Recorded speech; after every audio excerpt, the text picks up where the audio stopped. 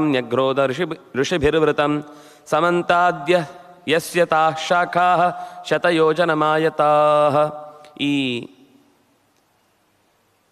ಹರಿದು ಮುಂದಕ್ಕೆ ಬರುವಾಗ ವಾಹನವನ್ನು ಸಾಗಿಸಿಕೊಂಡು ಬರುವಾಗ ದೊಡ್ಡದಾದ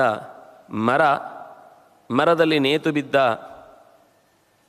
ವಾಲಖಿಲ್ಯ ಋಷಿಗಳು, ಮರೀಚಿಪಾಹ ಅಂತ, ಆ ಋಷಿಗಳ ಕೊಂಬೆಯಲ್ಲಿ ಹತ್ತಿ ಕೂತಂತಹ ಒಂದು ಗರುಡನ ಕೈಯಲ್ಲಿ ಇದ್ದ ಆನೆ ಮತ್ತು ಆಮೆ ಎಂಬಂತಹ ಎರಡು ಭೀಕರ ಆಕೃತಿಯ ಪ್ರಾಣಿಗಳು.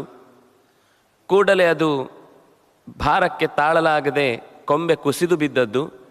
ಕೂಡಲೇ ಗರುಡ ತನ್ನ ಕೊಕ್ಕೆಯಿಂದ ಆ ಕೊಂಬೆಯನ್ನು ಹಿಡಿದೆತ್ತಿದ್ದು. ತನ್ನ ಕೈಯಲ್ಲಿದ್ದ ಆನೆಗಳು ಹಾಗೇ ಇದೆ.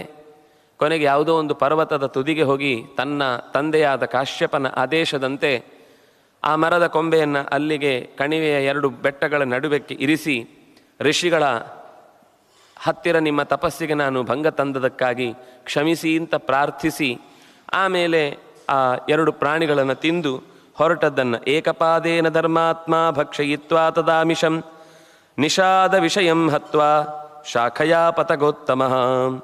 ಗರುಡ ತನಗೆ ಬೇಕಾದ ಆಹಾರವನ್ನು ತಿನ್ನಲಿಕ್ಕೆ ಹೇಳುವಾಗ ತಾಯಿಯಿಂದ ಒಂದು ಆದೇಶ ಪಡೆದು ಹೋಗುವಾಗ ದಾರಿಯಲ್ಲಿ ಒಂದಿಷ್ಟು ಬೇಟೆಗಾರರು ಸಿಗ್ತಾರೆ, ಅವರನ್ನು ಬೇಕಾದರೆ ನೀನು ನುಂಗಬಹುದು ಅಂತ.